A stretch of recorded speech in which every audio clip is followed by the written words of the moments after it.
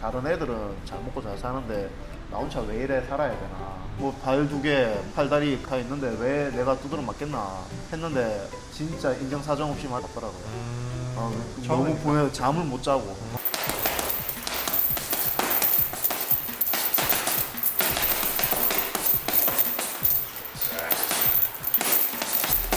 나비처럼 날아서 벌처럼. 못 나실 것 같은데. 그러게 좀 살 빠지면 무서운 인상이실 것 같아요. 잘생겼다는 소리도 계속 듣고 있습니다. 편집하겠습니다. 편집도 그냥.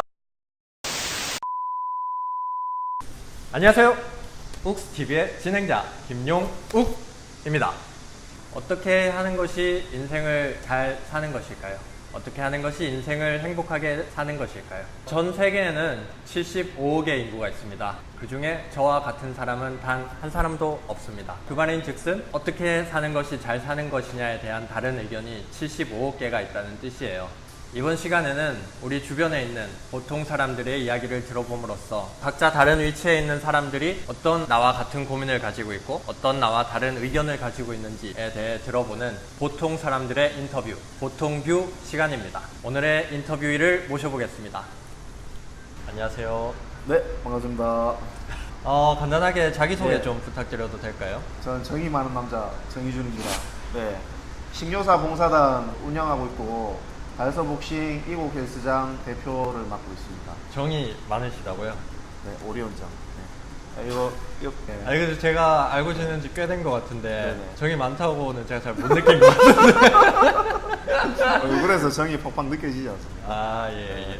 체육관 관장이시라고. 네네네. 외관이랑 되게 잘 어울리시는 직업이네요. 네, 처음에 그냥 체육관 관장이라 하면 종목을 모르잖아요. 씨름 출신이냐, 유도 관장님이냐 유도. 이러는데 이제 제가 복싱 한다 그러면은 보통 복싱은 흥거리 약간 라면 먹고 막 삐쩍 말라가는 그렇죠. 네, 약간 좀 7, 80년대 이야기를 하는데 그리고 약간 좀 찌어나야 이제 사람들 딱 오면 한 2-3달 만에 또 10kg씩 빼주고 이래야 살을 뺄 수 있구나 이런 동기부여와 열정을 이렇게 주는 거죠. 네. 본보기를 보여주기 그렇죠. 위해서. 네. 친한 사람들은 도대체 언제 뺄 거냐고 말을 하는데 항상 빼고 있을 때 꼭 못 보더라고요.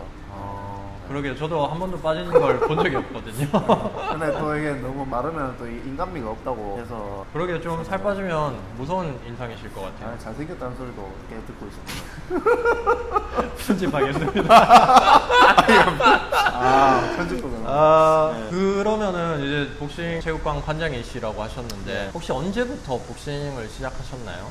복싱은 저는 좀 늦게 시작한 편입니다. 고등학교 때, 고1 때 시작했는데 다들 하게 된 동기가 뭐냐, 약간 좀 큰 꿈을 그리고 이야기를 다들 하시던데 단순하게 저는 이제 인문계를 다니다 보니 야자를 째고 싶었어요. 그 야자 짤 변명거리가 없지 않아 있었는데 내 장래희망이 경찰인데 그러려면 선생님 운동을 배워야 됩니다 하다가 첫 등록을 하게 됐습니다.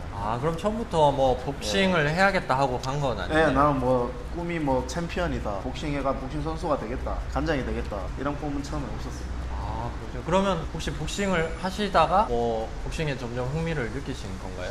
첫날 등록했을 때 저는 스파링이라는 그 경험을 했는데 첫날? 제 친구랑 했어요. 약간 보기 드물게 제 스승님이 약간 그런 걸 좋아하셔서 첫날에 했는데 이제 친구는 제가 우연찮게 이긴 거라고 하긴 좀 그렇고 하여튼 두드려 팼다고 하기도 애매하긴 한데 뭐 하여튼 재밌었어요. 옥수수를 털었나요? 그래서 그 친구가 코피가 나더라고요. 때리지도 않은 것 같은데 네. 코가 약한 친구라서 근데 이게 잘하는 사람이랑 한 일주일 뒤에 저는 이제 잽이랑 원투밖에 안 배웠으니까 그렇죠. 근데 이제 뭐 발 2개, 팔다리 다 있는데 왜 내가 두드려 맞겠나 했는데 진짜 인정사정 없이 맞더라고요. 너무 보면 잠을 못 자고 내가 왜 졌지? 왜 저를 맞았지? 그러다 보니까 이 사람은 내가 다음 달에 이겨야겠다. 계속 그때부터 전념하고 체육관에 그 당시에 선수 형들이랑 선배들도 많았는데 내가 다음에는 10대를 맞더라도 한 대는 꼭 때려보자 이런 생각으로 하니까 계속 올라가고 나중에는 체육관에서 제일 잘하는 에이스라고 소문도 나고. 그럼 이제 하다 보니까 점점 욕심이 생기신 그렇죠. 거네요. 예. 대회 같은 경우에도 한 두세 번 정도는 제가 뭐 이제 안 한다고 계속 스승님한테 캤다가 교육비를 적게 내도 된다.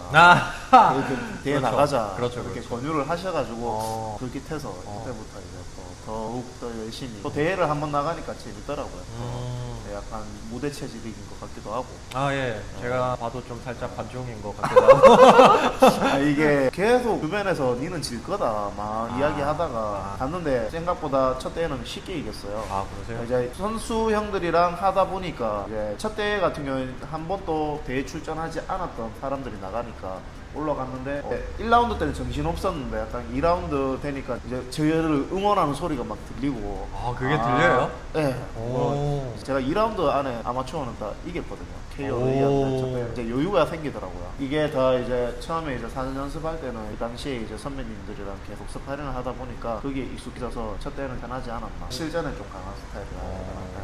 자세는 그렇게 좋지 않았어요. 제 친구가 자세가 엄청 좋았기 때문에. 그냥 뭐 사람을 패는 게 익숙했던 거 아닐까요? 그냥 동물적 감각이라고 해야 될까. 그러면 한참 복싱을 하실 때 선수로서의 욕심도 있었나요? 그 당시에는 최고가 되겠다라기보다 나랑 스파링 한 사람들을 어떻게 내가 이겨볼까. 다른 체육관 가끔 연합 스파링 하거나 하면 내가 이 형한테 많이 받았는데 다음 스파링은 좀 이겨야지. 그 당시에는 내가 내 꿈은 챔피언 뭐 이런 거는 그게 아니었습니다. 그러면 이제 복싱에 흥미를 느끼시긴 하셨지만 아주 뭐 막 올인해서 막 복싱만이 내 살 길이다 내 삶이다는 생각을 당시에는 안 한 것 같습니다. 그 당시에는 안 했다면 지금은 뭐 어떻게? 지금은 이제 약간 후회 아닌 후회이긴 한데 그때 내가 안 쉬고 꾸준히 선수 생활을 하면 좋지 않았을까. 왜 제 동기분들은 다들 타이틀 매치도 하고 다들 정상을 찍고 했기 때문에 나도 안 쉬었으면 주변에서는 꿈나무다 소리를 들었지만 거기에 대한 올인은 크게 안 해서 거기에 대한 부분이 좀 후회는 남는데 지금은 제자를 수상하고 있다 보니 이제 제 꿈을 제자들이 이어서 해줬으면 좋겠다는 바람으로 대회도 내보내고 제자들이 꿈을 좀 펼칠 수 있도록. 그리고 아까 자기소개 해주실 때 신효사라는 네. 봉사 동호회에 대해서 네. 잠깐 언급을 하셨는데 네. 저를 처음 만난 것도 그 봉사활동을 통해서잖아요. 네. 봉사활동이 취미라고 봐야 할까요? 취미로 시작했다가 저의 이제 삶의 한 한 부분이 되어 스며드는 거죠, 자연스럽게. 이제는 봉사를 안 하면 약간 좀 어색하고, 안 하면은 약간 내 삶의 일부분이 뭔가 허전하고, 거의 한 10년이 넘게 하다 보니 저의 인생의 한 일부분이지 않나, 그렇게 생각하고 있습니다. 10년이나 봉사활동을 해오신 게 정말 대단한 것 같은데 이 봉사활동은 처음에 어떻게 시작하셨나요? 봉사활동은 처음에 복지관이나 이런 데 보통 첫 봉사를 많이 갑니다. 제가 이제 20살 되고 돈을 벌기 시작하면서 이제 봉사활동 좀 해볼까 싶었는데 가까운 복지관을 찾아갔는데 그 청소만 시키든지, 청소가 나쁘다는 게 아니고요. 이게 깨끗하고 이래 보람을 느껴야 되는데 근데 청소 아주머니가 다시 또 청소를 해요. 우리가 괜히 가서 어지럽히고 정리는 직원분이 하는 이런 생활도 벌어지고 하다 보니 좀 내가 뜻깊은, 내가 기분 좋고 함께 할 수 있는 봉사가 없을까 생각하다가 그 당시에 이제 요리를 하는 그런 게 드라마에도 많이 나왔어요. 그래서 요리 봉사 괜찮겠다. 근데 이게 판로를 뚫기가 어렵더라고요. 어디를 어떻게 가야 될지도 모르겠고 또 어느 기관을 방문해야 통과가 될지도 뭐 학생이니까 약간 거리감 두는 복지사분들도 계시고 어떻게 할까 하다가 이제 그룹홈이라는 곳을 갔는데 거기는 인원이 적어요. 소녀소녀 가장 이런 친구들이 6명, 뭐 많은 데는 이제 7, 8명 있는데 거기 가서 이제 혼자 봉사하다가 내 혼자보다는 뜻 맞는 사람이 없을까 그냥 카페를 개설했는데 사람들이 모이더라고요. 이제 처음 보는 사람들끼리 시작을 또 해서 확장을 시켰는데 한 10명, 20명, 이제 30명 넘어가다 보니 한 기간에 10명 넘게 가면은 인원이 너무 복잡해요. 그래서 그때부터는 팀별로 고등학생은 고등팀, 대학생은 대학생팀, 일반인은 일반인팀 이렇게 하다 보니까 계속 늘어나고 그게 한 200명 가량 지나간 학생 수만 한 몇천 명 되는 것 같습니다. 처음에는 이제 혼자 시작하셨는데 그게 점점 커진 거군요.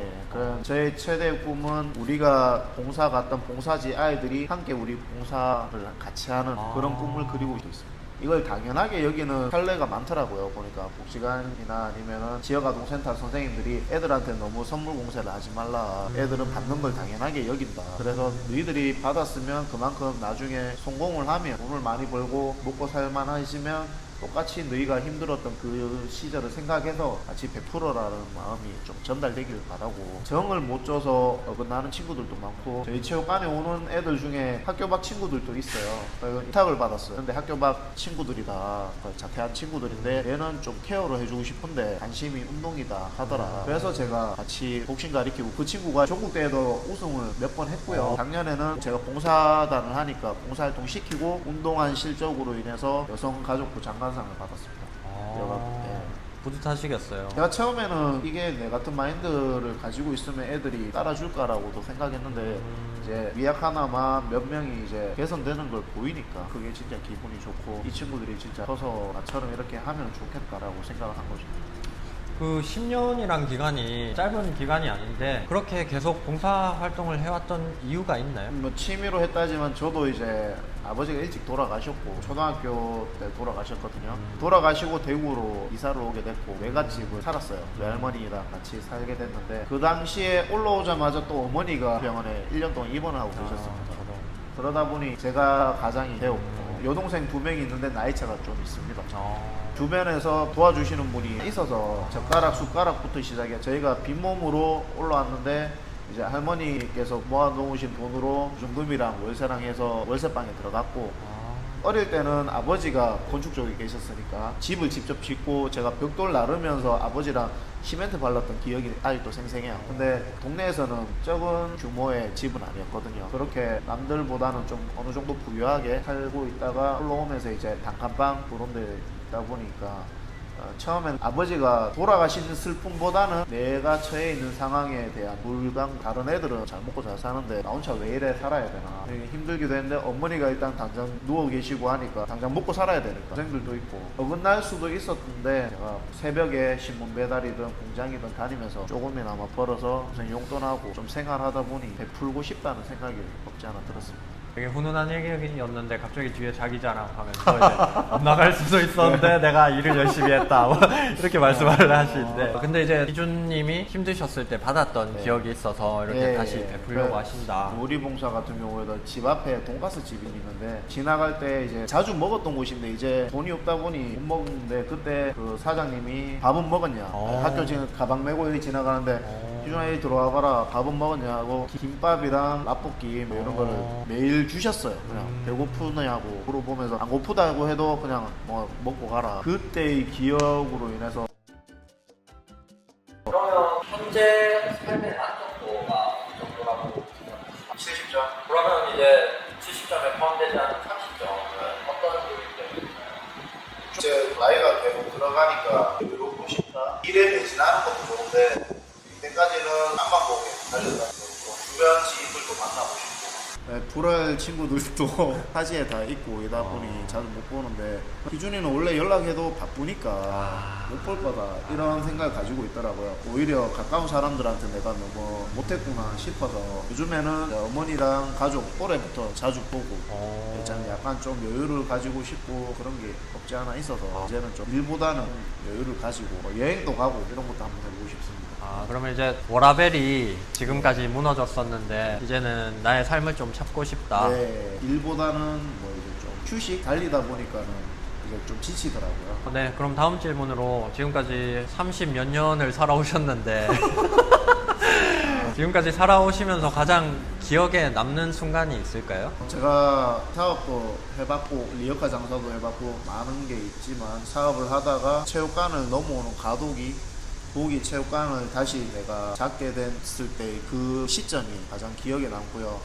이게 아까 전에도 말했다시피 체육관 관장이 처음엔 꿈이 아니었다가 배운 게 도둑질이라고 잘하는 게 뭐가 있을까, 복싱. 나는 이걸 가르칠 때 정말 보람 느꼈고 제자들이 커가는 모습을 보고 행복을 느꼈던 그 느낌 때문에 체육관을 하게 되었는데, 이게 제 천직인 것 같습니다. 그럼 이제 사업을 하시다가 복싱관을 열면서 삶의 보람을 찾으신 그렇죠. 그 순간이 가장 사업을 말아먹고 체육관 사업을 하니까 이게 진짜 너무 돌지 않았나. 그래도 뭐 사업을 말아먹으면서 또 겪고 느낀 게 있잖아요. 그렇죠. 근데 한번 실패해본 사람이 또 잘한다고, 무조건 나가는 사람이 힘든 것처럼 한번 무너지면은 멘탈이 깨지거든요. 저는 이제 그런 과정들을 겪었기 때문에 오히려 일찍 겪었기 때문에 지금은 웬만한 건 괜찮은 것 같습니다. 그러면 지금까지 살아오시면서 인생에 있어서 이게 가장 중요하다. 혹시 이렇게 생각해 보신 게 있나요?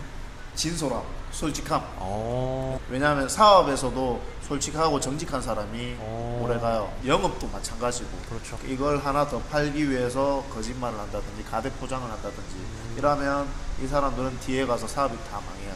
근데 지금 당장 돈을 못 벌더라도 솔직하게 대하고 진솔하게 대한 사람은 다들 성공을 하더라고요. 저 또한 간원들에 대해서 솔직하게 진실하게 대하니까 간원들도 알아주고. 근데 사업을 하신다거나 네. 생활을 하다 보면은 그 화이트 라이를 네. 할 때가 있지 않나요?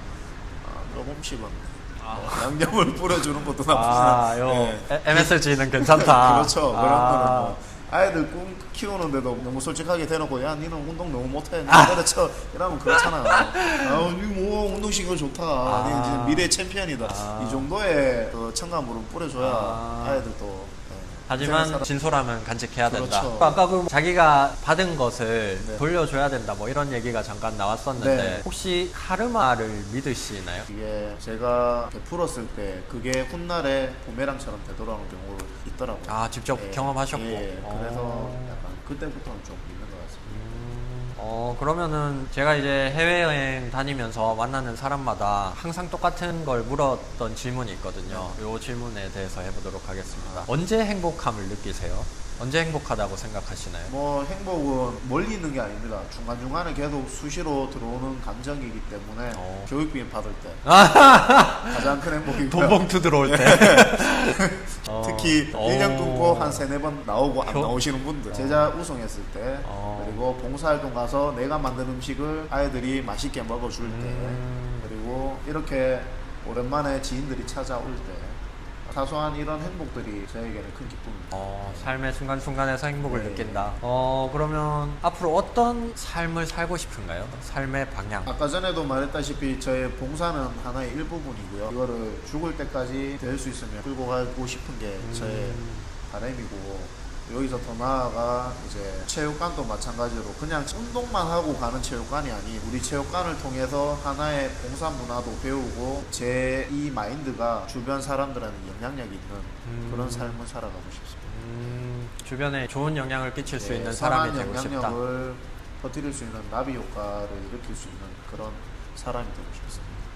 그러면 마지막으로 예. 죽기 전에 꼭 해보고 싶으신 게 있나요? 버킷리스트 같은 거. 저 어렸을 때 아버지가 건축을 하셨다고 했잖아요. 그것처럼 나만의 땅을 사서 집을 짓고 싶어요. 우리들만의 집. 제가 건축 쪽을 안 배워서 잘 모르겠지만 설계를 하고 이제 아들을 낳으면 아들이랑 같이 집을 짓고 같이 거기에 같이 살고 싶어. 약간 소박한 꿈이기도 한데 거기에 이제 나무 심고 특히 이제 어렸을 적에 아버님과 함께 집 지었던 네. 기억이 좋은 기억으로 남아 있으시니까 제 자식들도 그런 거를 행복하게 느낄 수 있는 아버지와 아들과의 관계 그런 것도 느끼고 싶고 아까 전에도 말했다시피 가정에 좀 충실하고 싶은 그런 남자가 되고 싶어서 네, 일단 가정부터 꾸리시면 좋겠네요.